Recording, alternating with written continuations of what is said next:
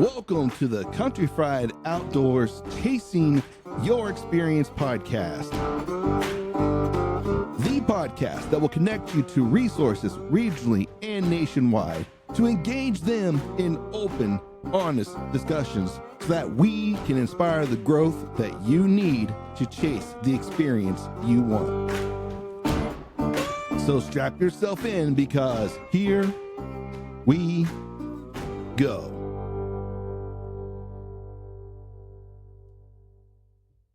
Welcome to another episode of the Chasing Your Experience podcast.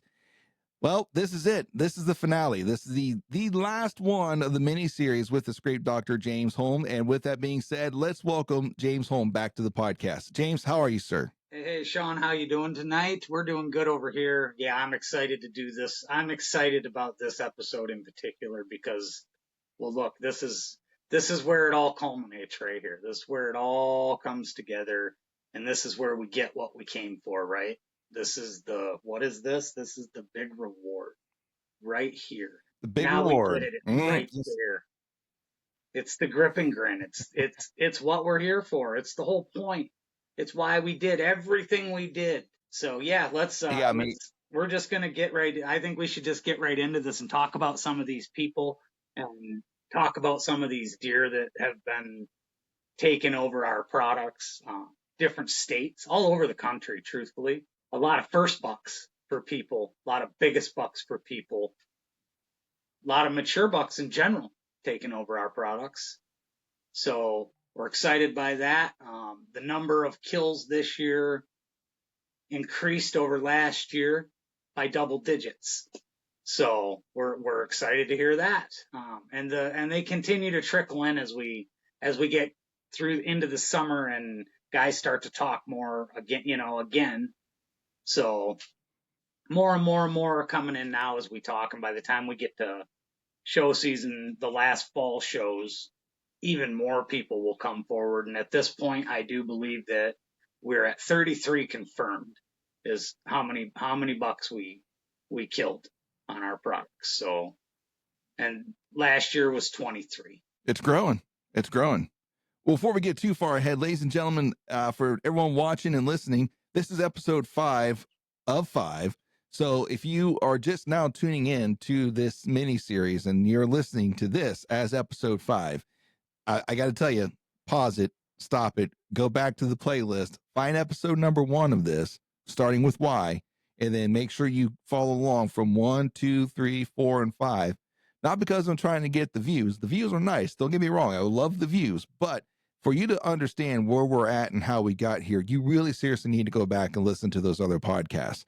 So this is episode 5 of 5. So there's 4 more ahead of this one, where we've covered a wide range of topics from starting from why to talking about the right scents to use, to talk about the right placement, to talk about the right height, to talk about also what happens if you're not seeing the activity you're looking for, the reset, and all those sayings are covered in previous episodes, which will ultimately lead you to what we're about to talk about tonight. And as James already told you, we're going to be talking about that great reward, the reason why we're doing all this work and putting all this time and effort into the mock scrape systems. Yeah. So there it is. And, before I'll just throw this out here. Like for me, it was immediate action on the ropes. Like as soon as the ropes were up, I went out, set them up, and, hit them with a little bit of the scrape magic. And then I walked away. And in some locations, it was less than 2 hours, and I had deer on them, checking them out already. Yeah. So obviously, right there is enough for me to be satisfied with what I've started. It doesn't matter if it had antlers on its head. These were, groups of does that were coming into it. Eventually, the antlers would show up, but the does were definitely hot and heavy on these, which I think anybody who's serious about deer hunting, like if you've got does there, you're eventually going to have bucks there because they're going to be coming there looking for those exact does at some point in time. So I got to say, like that to me, just that was worth the effort just to start getting that pattern, start seeing those photos right out the gate. But I'm not the star of this one. The star of this one is going to be all the stories that you're able to share with us, with other users, and their successes. So I'm not going to take out too much of the spotlight on this one, but I just want to get that out there. You know what I mean? Well, no, I mean, that what you're saying is that's just as important to me as somebody that's now behind this buck with the grip and grin. I mean, that your story's just as important because now what? Okay, so Sean isn't behind a buck right now smiling because he knocked down his biggest buck ever. Nope, he sure isn't. But guess what? He got instant reactions in his scrape. He's had action like he's never really seen in his scrapes before. He's had that kind of success, which means he's going to keep doing what he was doing. He has faith in the system. He's going to continue on with what he's doing. And guess what? This year, Sean gets to be the one with the big reward because he's going to follow the program the way that it should be followed, honestly. And that's as simple as that. Your turn's coming. It's just a matter of following along with the system. You just don't get the Amazon buck. That's all. So In 2 days or less. I appreciate your story and stories like yours as much as I do the actual kill stories. And truthfully, my favorite stories to hear are the first stories. You know, the people that, oh, I got my first. I really don't care what it was. If it was a doe, a buck, a button buck, a fawn, doe fawn. If it's your first, it's your first. You never get one of those again, no matter what it is. So those are truly my favorites. The youth, the kids really, honestly, are the best. You know, and we had, I really don't have a number. I'm guessing if I pick a number. I know for 100% there were 4 kids under the age of 12 that got their first bucks on our stuff. And one of those bucks we'll talk about in another little segment coming up here. One of those bucks scored 160 plus for an 11-year-old. So we'll be talking about that buck specifically and several others here in just a few minutes. But yeah, like you said, the stories that I get these, and that's the other part about being in the chair that I'm in now. When we hand out all these business cards and the trifolds and all that stuff at the shows and everywhere that I go, that I meet people, and you know, I get invited to speak to people at events or whatever the case may be. You know, when you hand out the business cards, you hand out the trifolds that got all the contact information, you know, and it's, for me, most of that is rarely about a sale. It usually ends up just being a conversation. You know, somebody will call with a question. Simple as that. And does that lead to a sale the bulk of the time? Usually, yeah. But that's not always really what it's about. It's that connection with the customer. You know, I don't want them just to call and get a simple answer. Yes, do this, do this, do this, and then you hang up and that's that. You know, when you call me, I want you to have me. So we pride ourselves in that, being that connected to the customer still, that mom and pop, if you will, that if you call that phone number on that business card or on that trifold, you get the scrape doctor. That's who you get, not some guy, you know, that might know what answer he's going to give you, and he might have to flip through some paper that somebody gave him because he's answering the phone for him. So you're getting the real deal if you call me. That's actually a really important point to make. And I had experience with this just recently. I'm not going to name the product, not going to go down there. But let's just say that I was having some issues with something, and I called the 1-800 number on it, and it was answered by, it sounded like almost like one of those conglomerates. Like, it definitely was not the title or the name of the company that I originally had purchased this from. And it said, hey, business hours, this and this, leave us a message, we'll get back to you. Great. So I did. And now I'll give them credit. They did call me back. I think it was like the next day or so. They called me back, and they left me. I just missed the call, and they were leaving me a voicemail. So I went ahead and called them back. You know, someone else answered the phone. I said, "Hey, I just got a phone call from so and so." Like, okay, I'll transfer you back. So they transferred me back to that operator, and I was talking to them, and I asked was asked a couple questions. And they told me, it was like, well, we actually had to call the owner of the original company. And because I really don't know much about these things, because they're just a third party answering service, what it sounds like, and didn't know anything about the product, but yet they were the one who called me and told me to, hey, try this, this, and this. And from what you told us, the owner thinks you're doing this. So try something a little bit different, and then let us know. Yeah. So that's Probably very the worst. frustrating. Like Yeah, that's terrible. if I call somebody, like I would, especially if I'm calling you about a product that is yours, I would certainly hope that whoever answers the phone knows what they're talking about. Right. So, it says something, when things stay close to home like that and you're able to answer the questions and actually know what you're talking about. I mean, and my whole life has been customer service based. I was retail management for 20 plus, so that's all customer service based.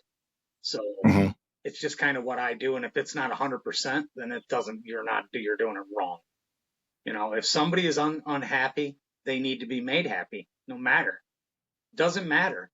That person should be made happy, I might be unhappy in the end. Behind the scenes, I can be as unhappy as I want.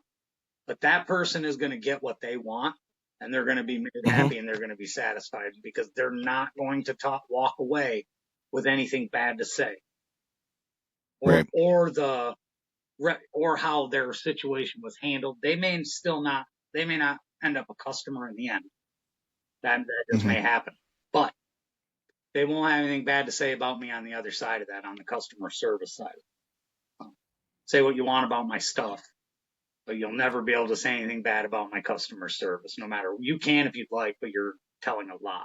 Well, speaking of happy customers, let's start talking about some of those happy customers you've had. So what do you want to start this at? Well, let's see. Let's start with the first message that I got in 2024. I woke up at probably 4:30. It was 4:30 or so in the morning on, I think it was end of September.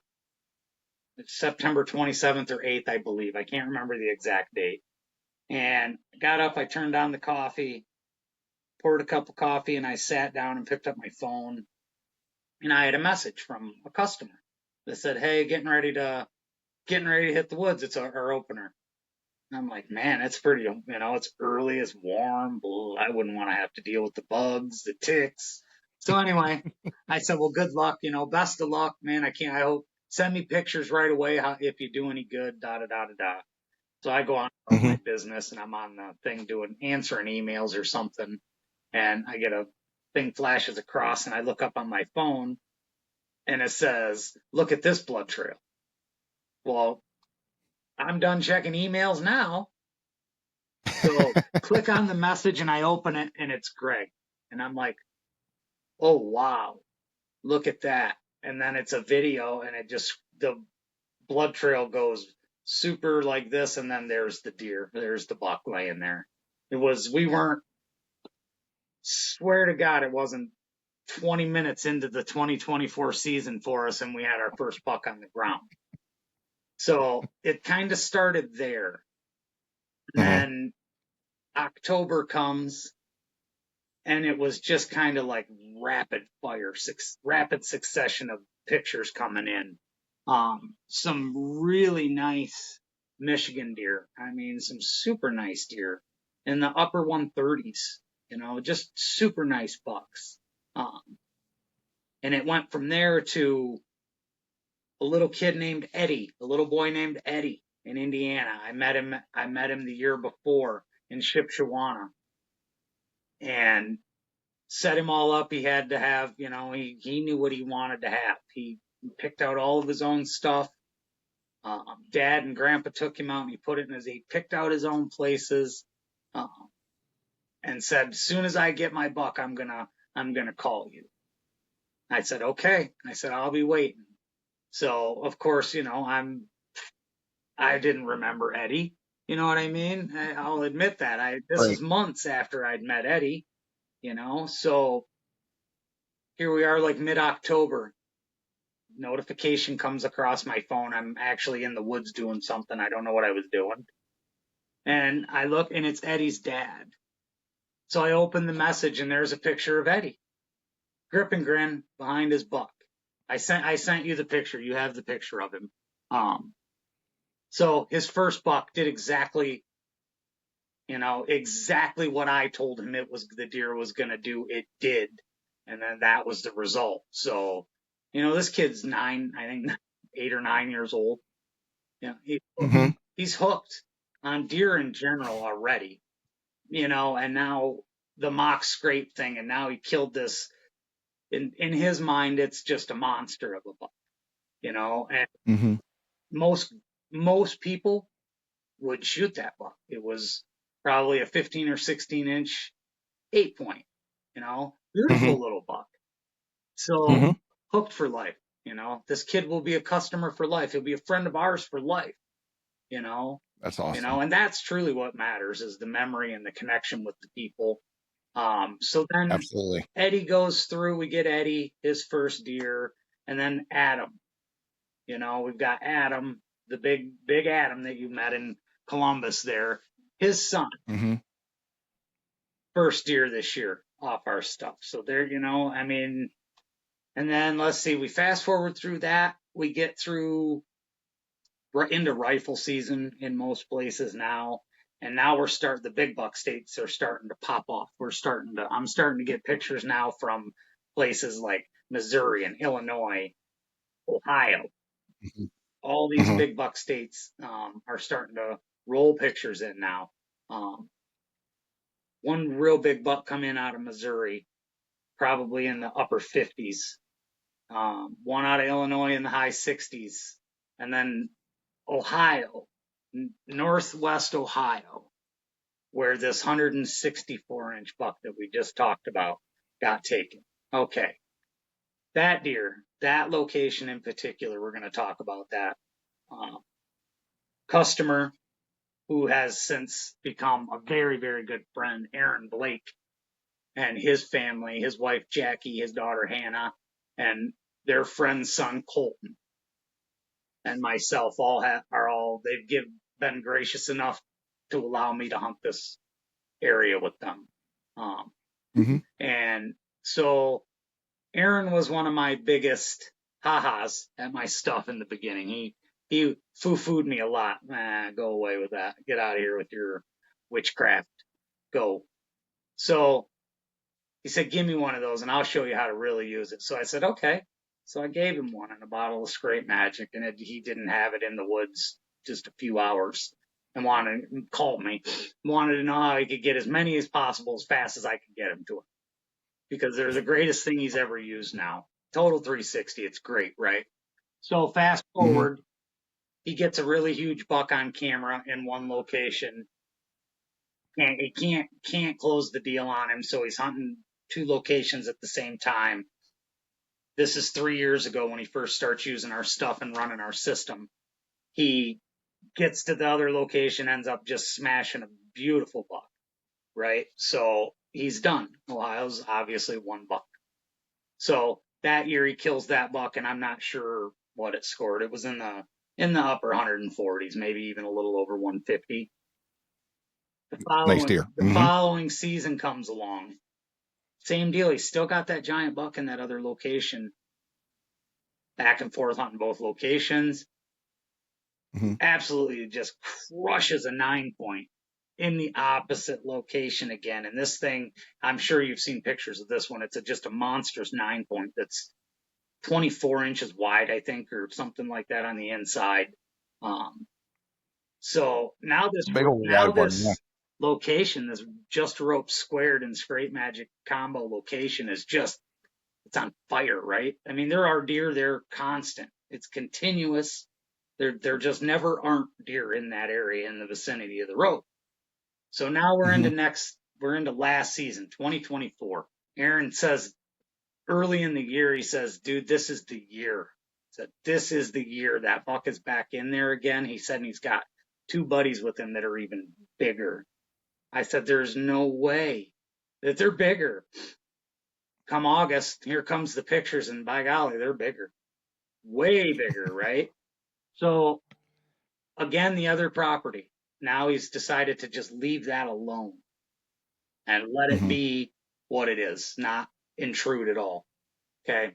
It's small. I mean, and I agreed with him on this one. Just let it be. You've got something else going on right now. So This is where Aaron goes in and he sets up a stand, and on this Just a Rope Squared in 6 days, 4 mature bucks were taken off that stand. An 11-year-old boy named Colton killed a buck out of that stand that's 164 and 3/8 inches. You said four, right? Mature bucks off one location, yeah, in 6 days. And there was a fifth buck. There was a fifth buck that was on the daylight pattern, and I couldn't get away or couldn't get to it to hunt it, and there was nobody else with a tag. So guess who survived? Now he's back. We just got 2 sets of pictures of him last night. He's back on that rope. He can't, and he brought his friends with him, girls and boys this time. So you go, this kind of can lead us into, we can put a little filler in with our success stories. We can add a little more context and information to this for people. This is where you get, a lot of people will tell you that your bachelor groups of bucks are just that. That's all you're going to see is bachelor groups together, separate from your groups of does and fawns and family groups that way, which clearly from the pictures and the videos that we collect and get, that's not true. They cohabitate. Right. They're not doing this big, I think truly that was a way to sell things and to get ideas across to people that, okay, you've got does that are summering over here and your bucks are summering over here, and this is going on over here. Well, honestly, if you think about it and you rationalize what you're saying about that, all that is an excuse to why you can't keep those deer on your property. Why are they leaving and going to your neighbors? Because everywhere we set these systems up and give them what they need, they don't. Why would they leave? I mean, other than size of the property, that would be the only thing to keep big groups of deer from staying there. They run out of resources, Right. But it doesn't mean they're not going to wander and feed other places and come back there. That's still the core. You still created that core. I obviously like to call it other things. I call it the buffer zone, but however, if they stay, they stay no matter what it's called. If they're there, they're there. So, but anyway, yeah, there's a little tidbit of that. We can stop with that now because that'll go for another hour just on that subject. Because I've been reading some stuff. I've been, like we always talk about, I read a lot of stuff. I learn from a lot of people. But I sure have been reading some stuff recently that I 100% disagree with. I don't want to get into a big thing with it right now. You know what I mean? But I'm certainly reading some things from some people that I 100% disagree with what they're saying. I know you don't get too deep in it, but what's one thing that you've heard? We're talking about, I'm reading a lot of stuff now about deer bedding and specific bedding locations and things you can do to enhance bedding or can't do to enhance bedding. And to say that you can't do things to your property and encourage deer to bed there and in those very specific places is just hogwash. You can create that and cause deer to use it on a very regular basis. Is it going to be the only place they bed? Absolutely not. Because deer bed where they want to bed when they want to do it for the most part. Correct. But for security purposes and things where the deer need to act I can't imagine that someone believes that a deer is any different than any other creature where if they're feeling pressured or whatever, they're going to go find a place and hide. Correct. Not just lay down in bed. They're looking for somewhere to hide and avoid. They're looking for that, what is it called? Oh, the safe space. That's what it is, a safe space. So I don't know. That's without going too far down that rabbit hole. That's one of the things, and I guess the whole buddy's back on feeling like they need to validate again with this age. It's more the age class now I'm starting to see You know, we got to validate the age class of our bucks. Well, he was 4.5. Doesn't he's 5.5. Yeah. You know, I mean, and again, we're back on the well, he isn't the oldest buck I ever killed or the biggest, but well, no, he isn't. But guess what? He's not getting any older, and he won't ever get any bigger. So the Congratulations. It's just so that takes me to that takes me down a couple roads, yeah, and I've heard this come up about the age class again, and I'm not going to name who it was, but I heard them. They run a pretty popular podcast, and they're big deer. That's the only thing they want to shoot is big deer. Let's just, they might disagree, but whenever you hear them talk, that's all they talk about is they just want to shoot big deer. And they are complaining about how states are running their deer programs because all they want us to do is shoot more does. They want us to shoot more does, but guys aren't in it for does. They want to shoot bucks. And so if they would start managing for age classes or this, it would be better. And I'm like, I don't think you guys you're missing the ball here. But anyways, yeah, so and then the next thing is the whole like, well, it wasn't the biggest or it wasn't the oldest.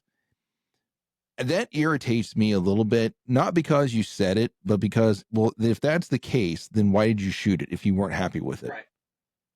Well, that's You know? just saying it out loud though. If that's the first thing they lead with when they post pictures on Yeah. it, that's to deflect from the guys that are Yeah. always out there that say, "Well, you should have let that go a year.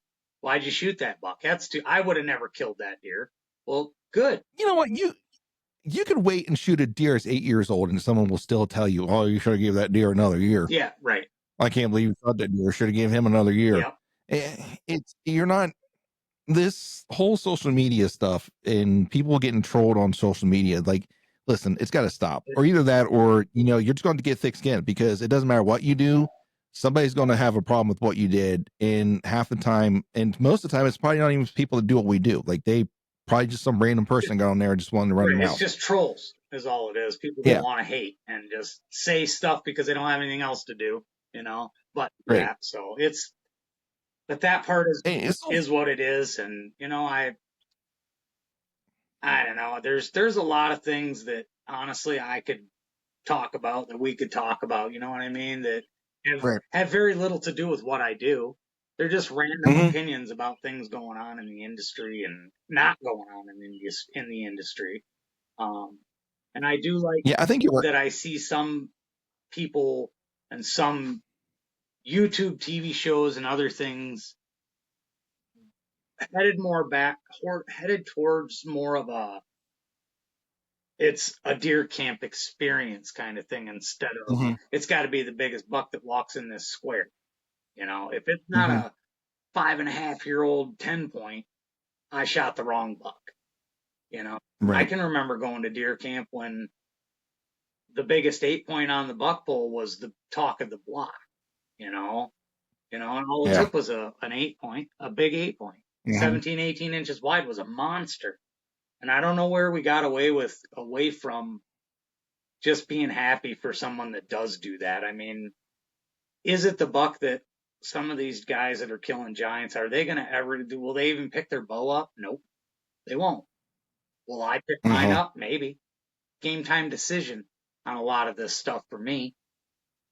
Well, I will say this: like this culture, I think is missing the bigger picture, and I don't know if they want to listen to what the bigger picture is.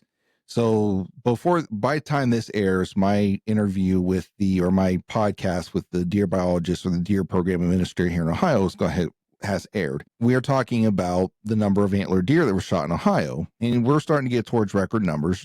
Every year, we are starting to break records every year. And the Buckeye Big Buck Club, there has to be 140 and above for typical and 160 and above to be non-typical to get entered into it. And that's how him and I kind of got together was through that connection.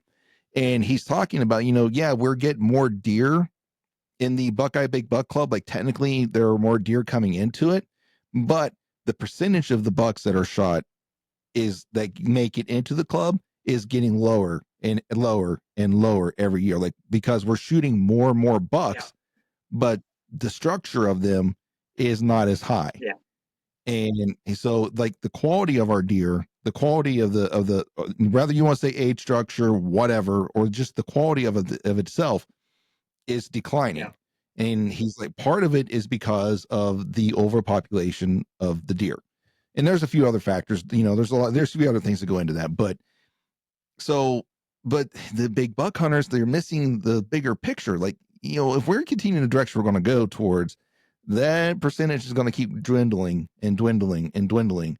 And the quality is going to go down to where all of a sudden, like the things you had will no longer be, Yeah. and we'll have to fight to get them back to where they were. Yeah. And you're going to have to make some decisions and concessions of what you consider. And I got to be honest with you, like, I hate to say this, but honestly, we're getting to the point now where I think that has to happen because land prices are ridiculous here in Ohio. Lease pricing is getting ridiculous in Ohio. I don't lease. Like, I refuse to lease. If it comes down to that, I don't know what I'm going to do. Right now, I'm hunting nothing but permission properties. If I ever have to lease something, I seriously don't know what I would do. Yeah. But the cost of it's getting ridiculous. And it's all driven because of people trying to get away from other people because they're all chasing that mythical big buck. That's the only reason they're doing it. Yeah. They're not trying to manage the deer herds. They're not trying to manage anything. They just want to shoot that one big buck, and that's all they care about. Yeah. They're And chasing inches. That's all they're chasing.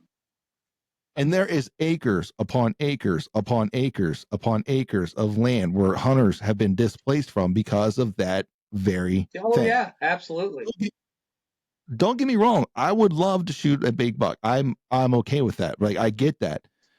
The fact that it's gotten so bad, and that's the only thing that matters to most people. And like I said, I've mentioned those other guys on the podcast. So like, that's the only thing people think about. Yeah. And so to cover that point, I know we're getting away from what we were talking about, but to cover that point, when we started talking about killing more does or shooting more does or antlerless deer here in Ohio, we started the landowner partnership with hunters here in Ohio called OLAV, where they're giving them money. The state's giving landowners money to open their land up for hunting, right? And I said, so why don't we expand that to where we open permissions to where there be properties that you can only go in and shoot does. Like, they're just looking for people to shoot does. And the biologist is like, that would never work because most of the properties people are keeping you out because they don't want you messing with their bucks. They are afraid that if you go in there, you're going to scare that buck away. Yeah. I'm like, I hunt a property. There's a handful was 180 acres. All right. And this is what gets me. Like, you're worried about nothing is what you're worried about. In my opinion, you are worried about nothing. I have shot does off of actually one of our most popular spots in one of the properties that we had. We shot multiple does off of that. And that's the location that the big buck I sent you pictures of was coming to. Yeah. And we have shot multiple does off of that same exact spot. Yeah. He was daylighting there. Daylighting. He didn't, I mean, yeah, he came out at night sometimes, but he was still daylighting in that spot. You can't tell me that if you have people go in there, and I'm fired up. I'm sorry. You can't tell me you can't let some people in here to help you manage your doe populations. And to be honest with you, you don't even have to go deep to get them. Let them hunt the fringes. I guarantee you, they're going to get a few of those does off of there. Yeah. Like, you can't tell me that's going to interrupt your bucks. You can't tell me that, because nowhere in the history of ever, in my experience, and we got neighbors that hunt next to us. We're not isolated. It's a 170 some acre farm. The other one's a 70 acre farm. It doesn't matter. I go in there, I shoot does, they shoot does. We still got big bucks showing up. Yep. I'm sorry. I don't buy into that. I really don't. But hey, you know what? Everyone's got their own experience in this, and I get that. But that stuff fires me up, though. Like, it's ridiculous. Yeah. I do not want to see hunting become a rich man's game, and that's what it's becoming. It is. It's going to be about shooting. It's going to be shooting. We're going to go exactly what England did. And it's going to be about shooting the king's deer. And you're going to have money to be able to shoot the king's deer. So you're either going to have to lease land, own land, or you're going to pay some outfitter some outrageous price to go shoot a deer. Yeah, you're not wrong. Ridiculous. I mean, you're not. And I get it. People are tired of other people getting in the way. I understand that. but we got to do something. Yeah. We've got to do something. But anyways, I'm done on my soapbox right now. I'm sorry, I kind of stole the show, Oh, but I got I'm freaking good with fired. it. It's stuff that needs to be said. It's I got got to be fired said. up about that. And It's like I said, it's kind of my fault. I started the whole thing with, because there's just so much of that, and that whole doe thing is kind of oh, don't kill does, don't kill does, don't kill does. Well, why not? Well, because all the neighbors around you are killing plenty. Don't kill any off your place. I disagree with that. I'm not saying that my property, I got to kill 30 does off of it either. You know what I mean? Some years right. some years it's 2, some years it's 8 or 10. It just depends, and everybody thinks that, oh, I'm going to shoot a bunch of does, that it's going to be a bunch of 150, 60 pound does. No, it's probably not. Because I'm probably going to smack a bunch of little ones, those mid pack deer, and maybe a fawn or two. Just depends. Game time, again, game time decision. If I'm overrun with deer, the fawns are the ones up here. Those littlest deer are the ones that are going to not make it through the winter up here, that are going to suffer. They'll be the fatalities in the winter, and the winter kill. Coyotes get them, blah, blah, blah. But why? With the way our deer have been managed here, and the amount of tags that we can get for antlerless deer, I can shoot 2 or 3 of those little ones, save them the aggravation later. And they eat great. Well, they do here, but here's one thing that the biologist did say. He's like, it doesn't matter what bag limits we set. Like we can increase the bag limit. We're still going to get the same number of deer shot, because he's like, the percentage of people who actually shoot more than one deer here in Ohio is a very small percentage. Yep. It's like, the majority will shoot one deer. Yep. That's it. I can't remember. We're talking. The percentage on our second buck tag here is very low. Like, I think I can't, don't quote me, but I think somebody said 28%, which is ungodly low for the amount of tags that get sold here. I think even 4% of hunters will bag more than 2. 4%. 4%. That's pretty low numbers. 4%, and you can shoot up to 6. And most of our counties are 3 deer counties where you can shoot 3 deer. Yeah, see here we get 10 doe tags, antlerless tags. Yeah. And they're good the whole state, doesn't matter where. State land, land, private land, all of it. So it's not what the state's doing, what they allow to happen. Right. It's what we do as hunters. And if there's only a small percentage of us that's shooting more than one deer, then we're never going to hit the numbers that they want to hit. No. And I've got news for people. Eventually they're going to have to take steps. Like, they already do call programs in some locations because the habitat's getting destroyed. Yeah. And a lot of that is like in state property, state farms, or, state forests, things like that. Or, some national locations, because they're destroying the wildlife is destroying the habitat because there's too many of them. Too much. And so they go in there and they shoot and kill them. Yeah. Now, what they do with them, I can't say for sure, but it's my understanding that they donate them to like the food banks and stuff, like the same avenues, like farmers and hunters feeding the hungry and things like that. They go through things. Yeah, to go through and that's what they do with the deer. They donate them. Yeah. So, anyways, so let's talk about more about successes. Let's talk about some more rewards. So I got on my soapbox for a minute. No, sorry. It's all good. It's all good. I like it. So then let's say Adam killed a great buck this year. We had lots of footage of, lots and lots of videos and pictures of this buck working a poison ivy. He was caught between 2 different poison ivies. And he wouldn't leave. He just stayed there. And Adam caught him. He was going in and caught him in between the 2 when he got the day that he shot him.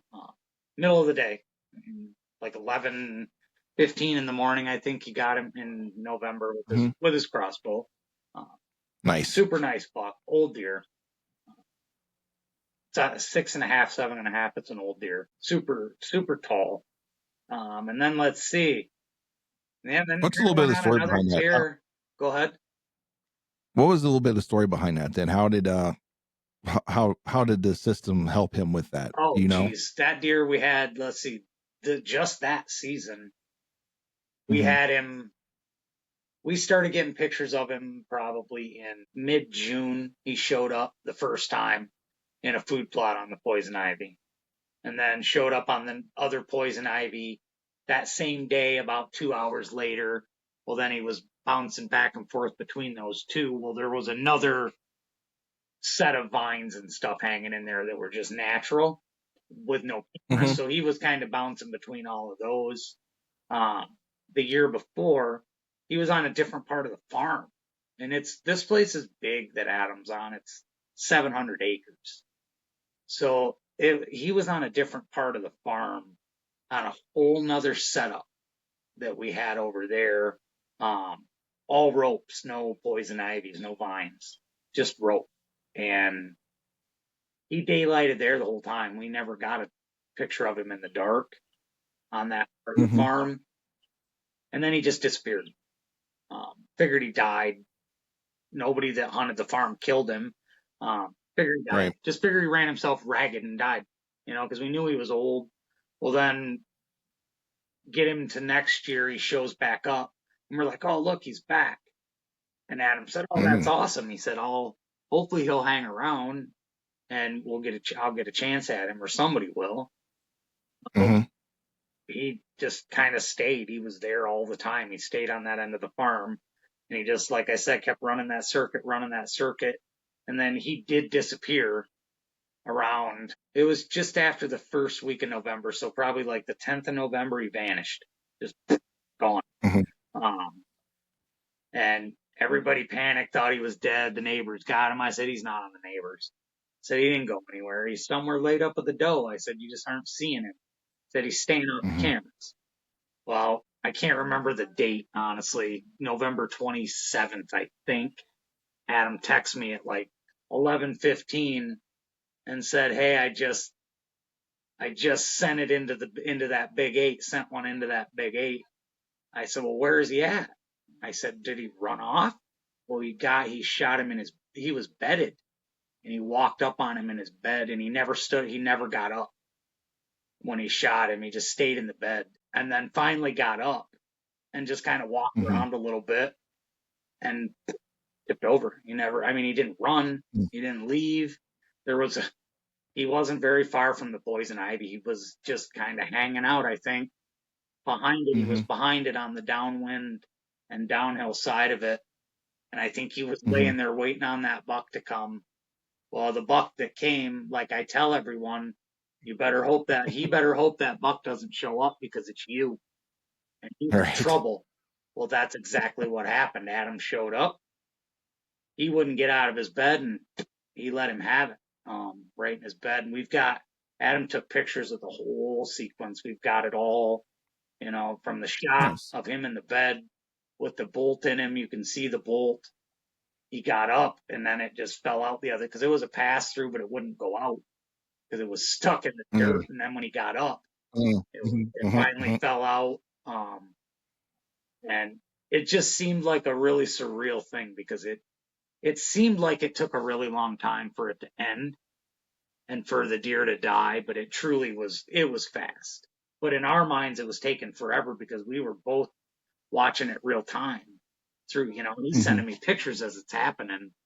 So I was getting it almost as real as he was. That's awesome. So that's about as much of that story as I've got. That's a good story. Yeah. And then, we've got Calvin up here, one of my other good friends. He doubled up. He killed an 8 and a 9, both super nice bucks. And I don't know, they were relatively close together. They were a couple 3 days apart, not very far. Nick Aaron, his first buck on his property, first buck with his bow, 3rd year into the system.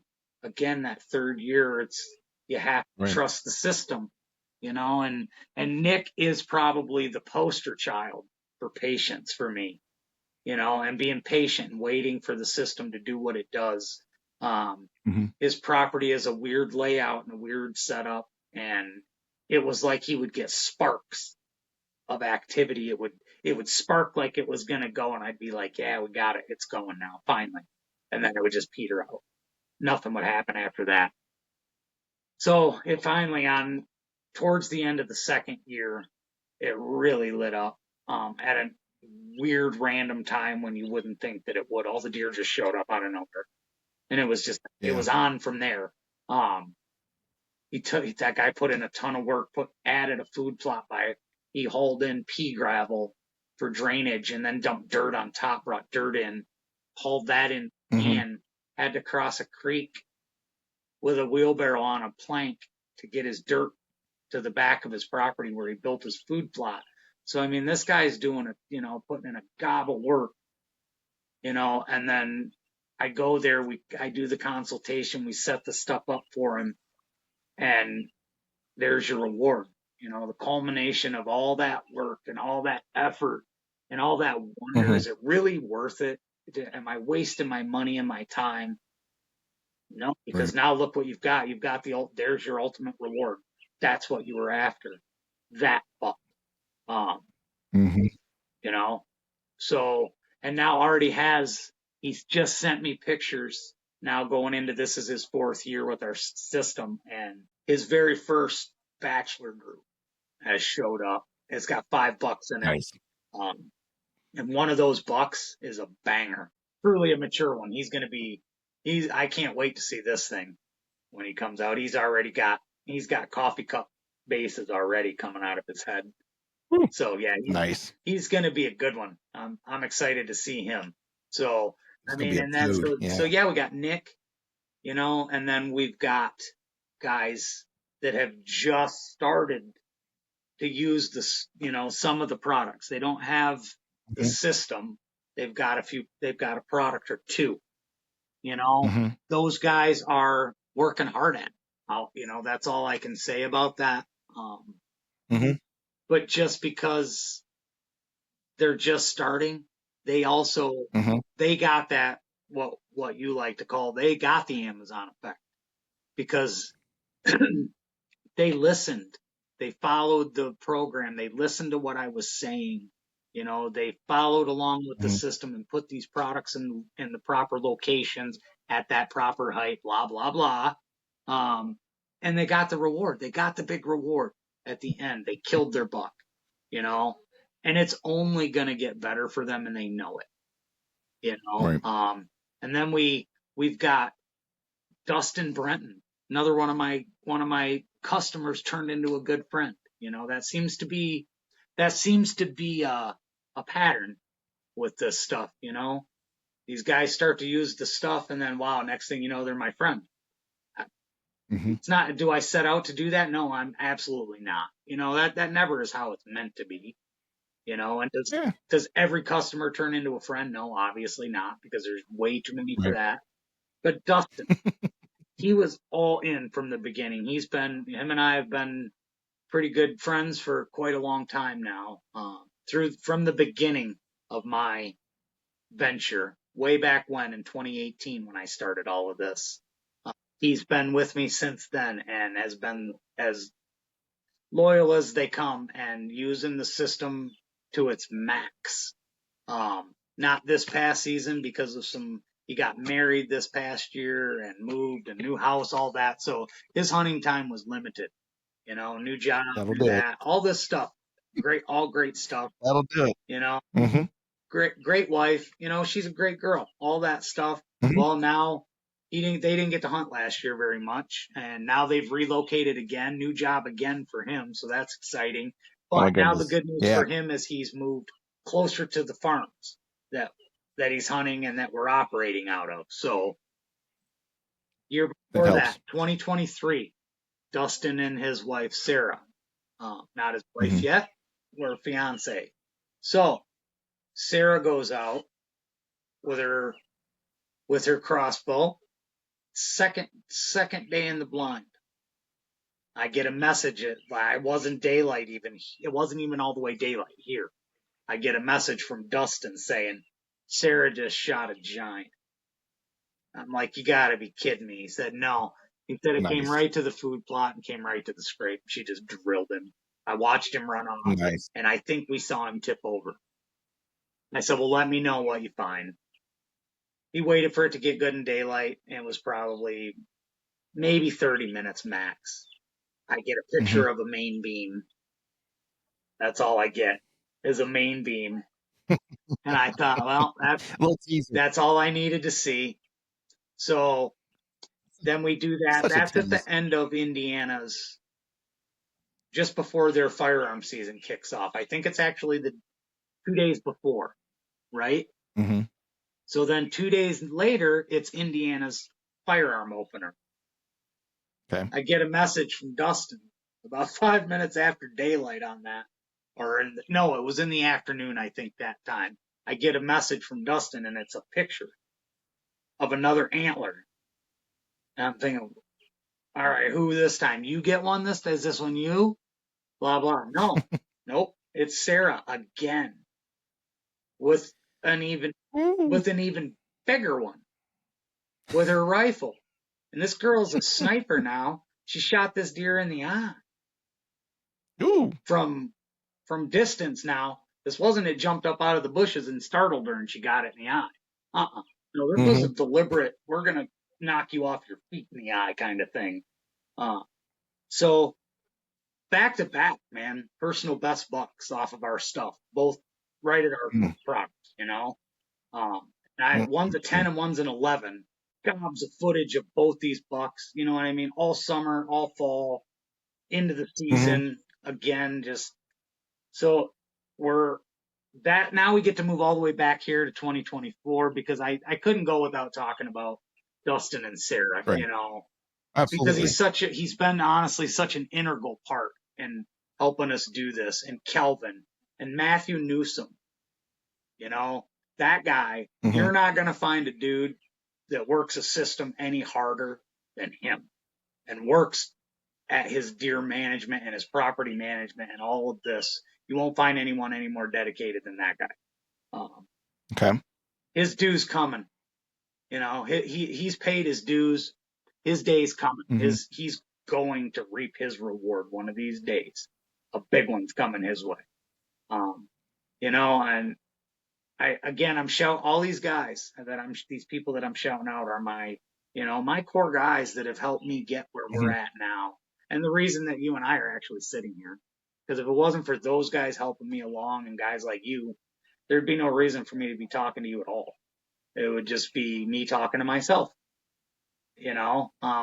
And I've done that for a while too, to get where we're at. Just talk to myself and keep talking to myself, you know? And then so we'll skip right off of Matthew, you know, that dude, like I said, hardest working guy out there. And then we got my other buddy, Tim Dar, way out in West Memphis, Arkansas. You know, another one that's just as steady as they come. He's been there from the very, very beginning also. You know, the whole group of guys truly have been there, have had my back since 2018. You know, they've all been kind of rallied around whenever things would happen. I would stumble and fall. They were always the guys. You know, they would come in behind you and swoop behind you and stand you back up, brush you off a little bit, kick me in my ass and send me on my way. You know, say, move along. Right. We got things to do. Right. You know, and we all need guys like that. We do. Let me rephrase that. We all need people like that in our corner. You know, not just guys. You know, we need people in general in our corner to help us and lift us up. And stop trying to everybody wants to get ahead by beating another guy down, another person down, and making them look bad or trying to take something away from them, you know, and we've covered that, you and I, a million times, that that's not ever what you're going to get from us. I don't want to throw shade on people unless they need the shade thrown, you know, then they get a little. Sometimes people need to hear the truth. You know, let's put it that way. So off of my group of guys, which I couldn't finish this up without talking about them. You know, I had to.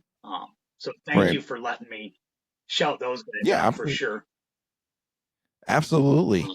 Well, it's good to finally. It's good, we had a lot of build up to this final episode, and it's good to hear that they're the success stories behind this, and these are just limited success Oh, stories. Like this isn't all of them. No, no. this is just a few hand picked ones that we're talking about, and I'm excited for my friend here in Ohio who just got some of your stuff in.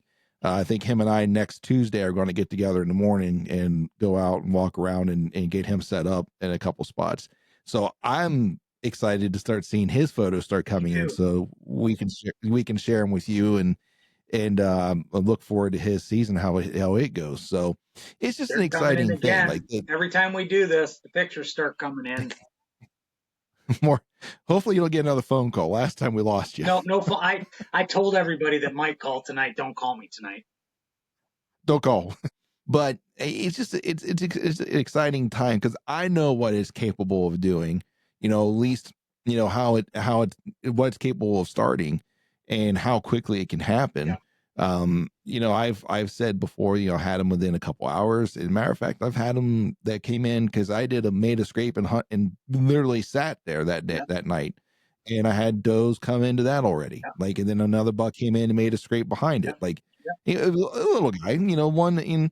If somebody would have been happy with him, fine. It just wasn't exactly what I was looking for, but still, that excitement that buck came in. Hey, what's going on here? And then he made his own scrape. Yeah. I'm like, this is the kind of stuff you can expect to start seeing to happen, and it can be as almost as immediate.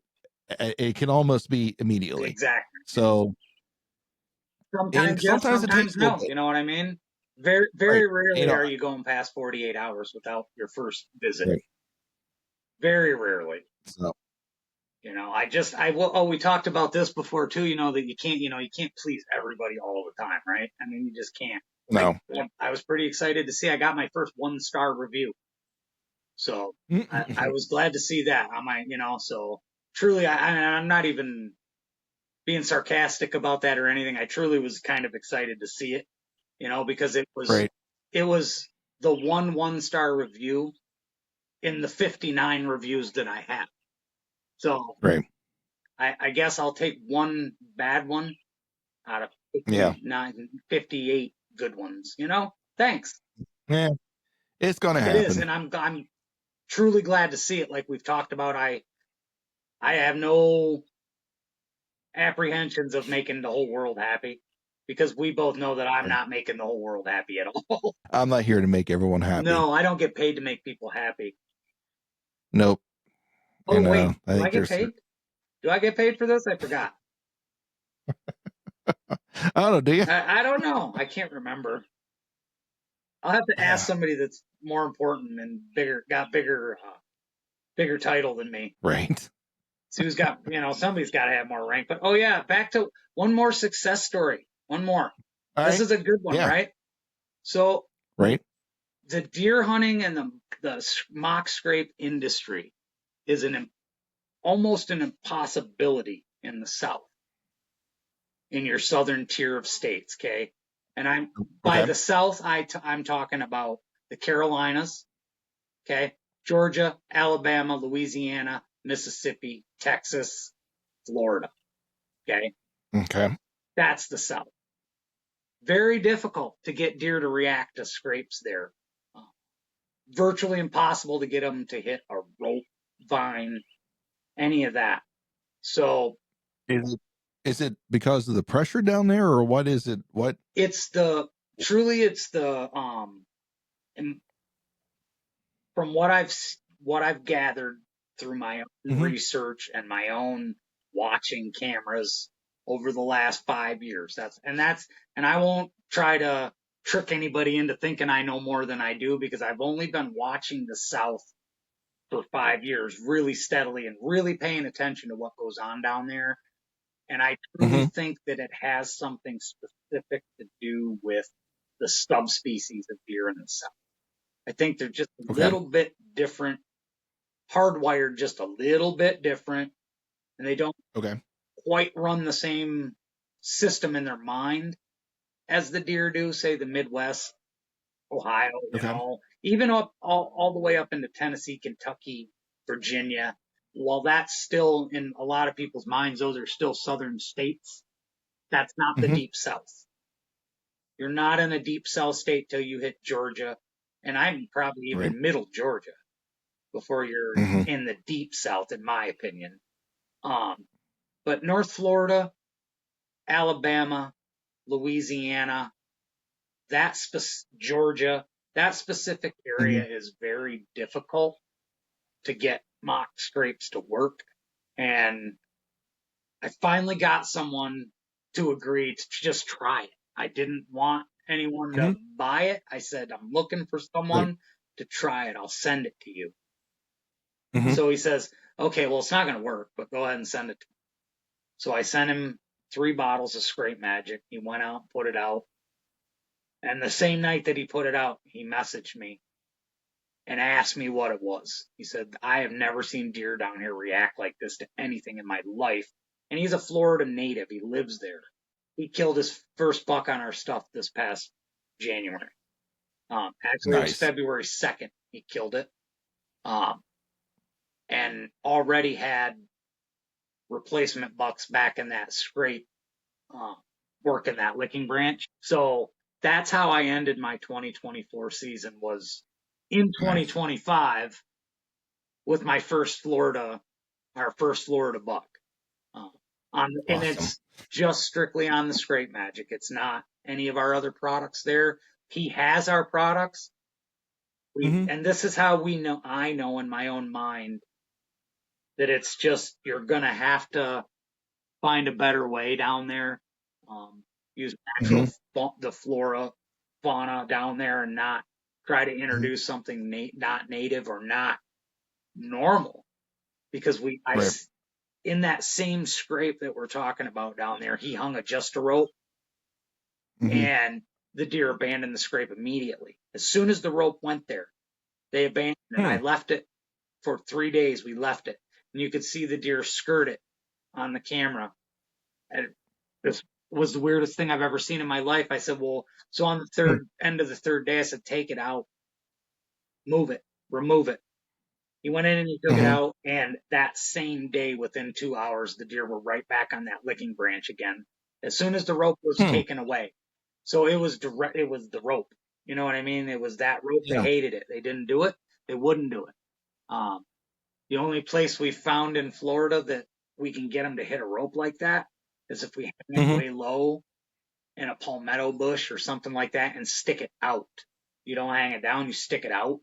They seem to like things that are this way, sticking out in their face.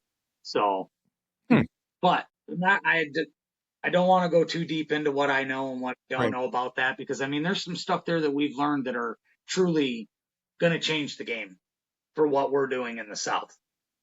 And what other guys are going to do in the South. You know, we have a retail location now in Florida because of it, because of what's gone on in some of our test sites. So we're getting ready to kick it off in South Florida next month. The rut's getting ready to happen down there. So July. Yeah, it's one of those weird states we're that gonna do it it. happens We're in gonna the middle of the year. Yep, there's a rut going on somewhere in Florida the whole year. So, but we're gonna start off there in July, and yeah. But man, what a season! What a year! Yeah. You know, what a couple of years, to be honest with you. Right. What a couple. Yeah, I mean, and just what a start, right? Take something from nothing, to take it from nowhere, and look at us, look at this. Yeah. Because of everyone around us, truthfully. Like I've said before, I've told you that before, without everybody around me, standing behind me, my wife. I mean, I've talked about all these other guys, and my wife, she deserves 10 medals, man, for putting up with everything she's put up with in the last 27 years. Not just this mock scrape thing, man. The woman's a saint, Yeah. To deal with this, she goes on never hesitates to go on the road, to work a booth, to talk to a customer, just. Well, she has my thanks, that's for sure. What's that? She has my thanks, that's for sure. Oh, she's she deserves everybody's thanks, truthfully, because she's the one that keeps me from doing a lot of things I shouldn't do when it comes to guys on the other end. You know what I mean? So, Yeah. so yeah, Yeah. I mean, and we're just on the reward is great for everyone, not just our customers. I mean, I'm truly reaping the greatest reward because I get to watch everyone else, Right. get theirs, to finally get theirs, and they get their success when maybe they weren't getting it before or never had it before, and then I got it, All of a sudden, here it and is there in it front is, of them. and that's why I'm so appreciative of you taking all this time, man, to run this whole series and the three we did before. I mean, I feel like we're seriously changing things together, and I Well, appreciate that, and I appreciate the it's voice. you, my man.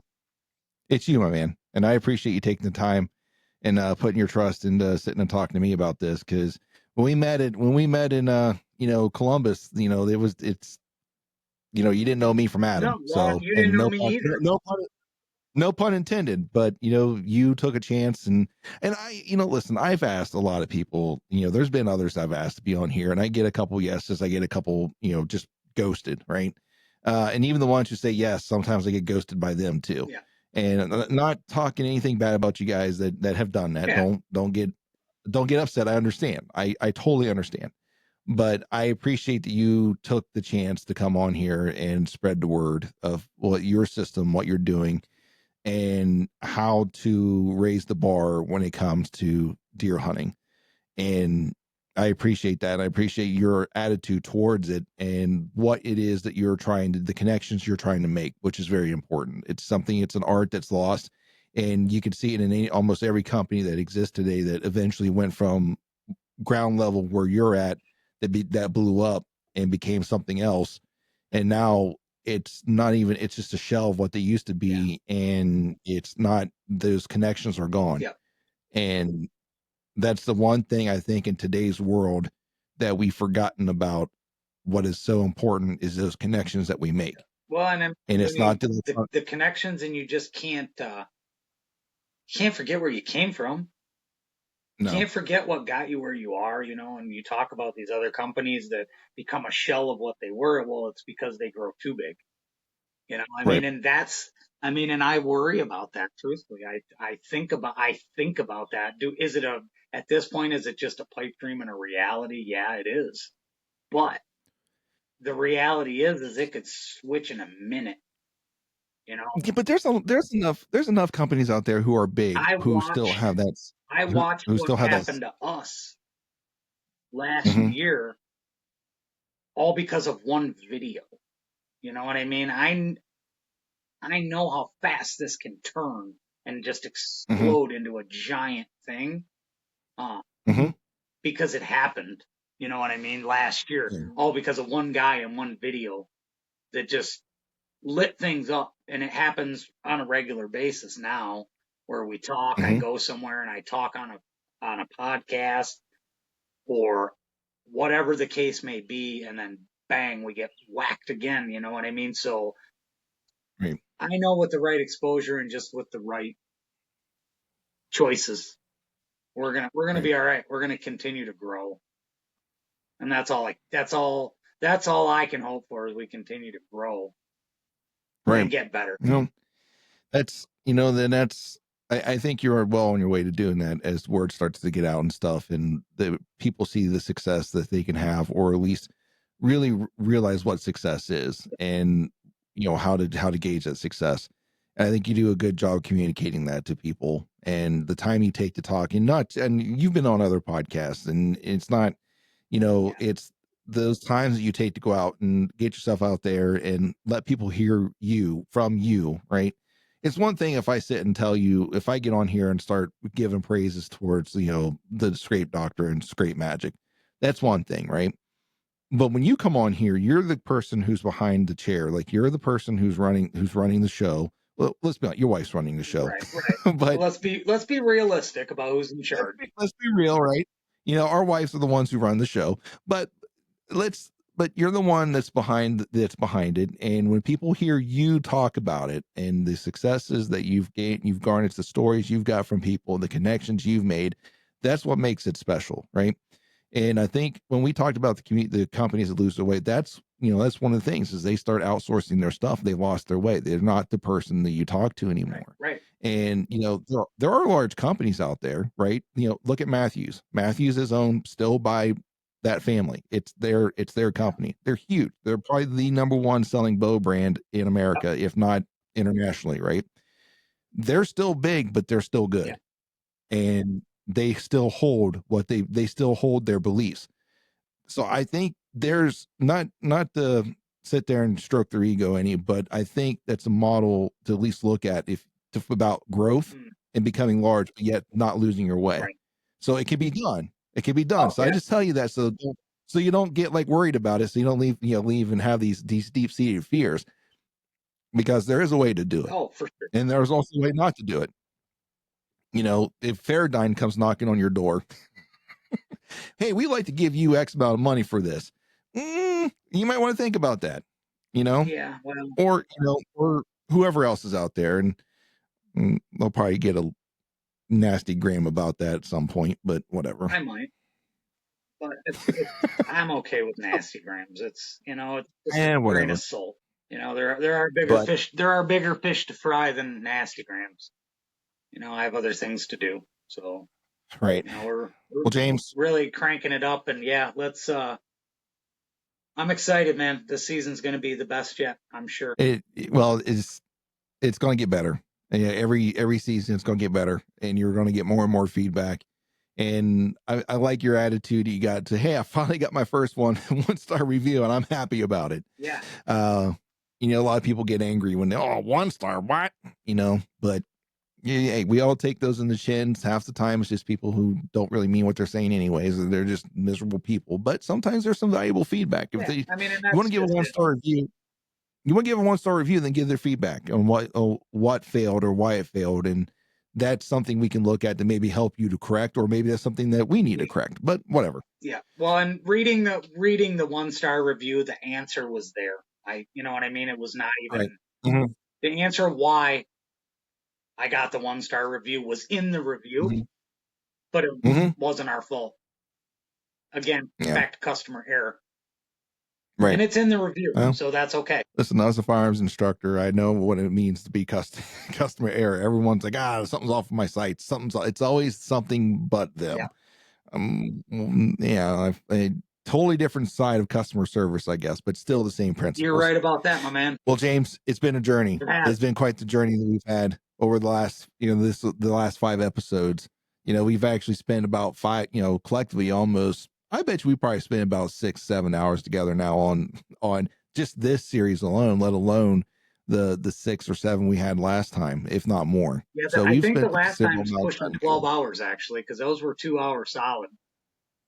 Yeah, we were pushing. It was long, and it doesn't include the outside conversations we had before and after we started recording. Right. So, well, man, I hate to say it, but all good things have to come to an end, and this is the end of our little mini series. And I know we're going to have more together. It's going to happen. Absolutely.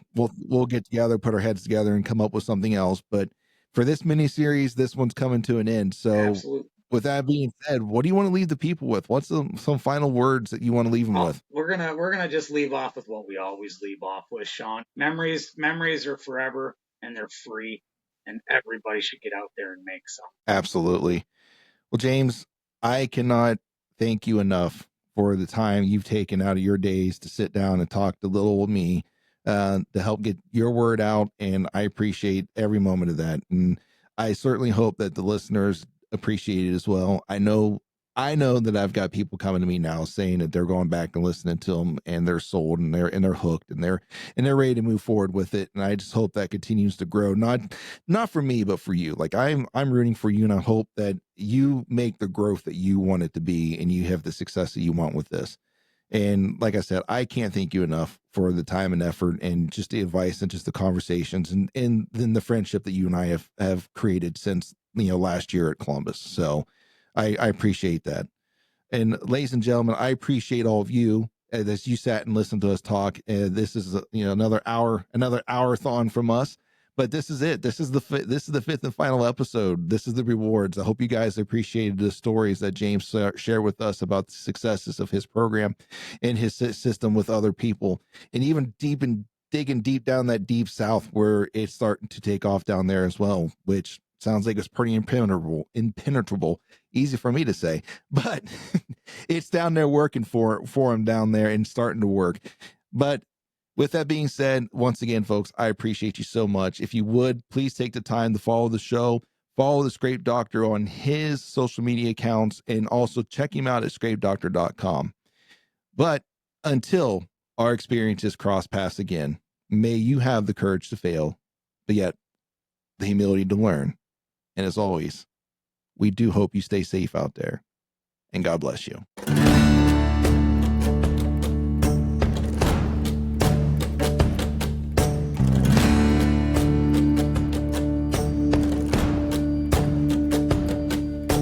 Thank you for listening to the Country Fried Outdoors Chasing Your Experience podcast. Before you go, don't forget to leave us a review and follow the show on the podcast platform of your choice.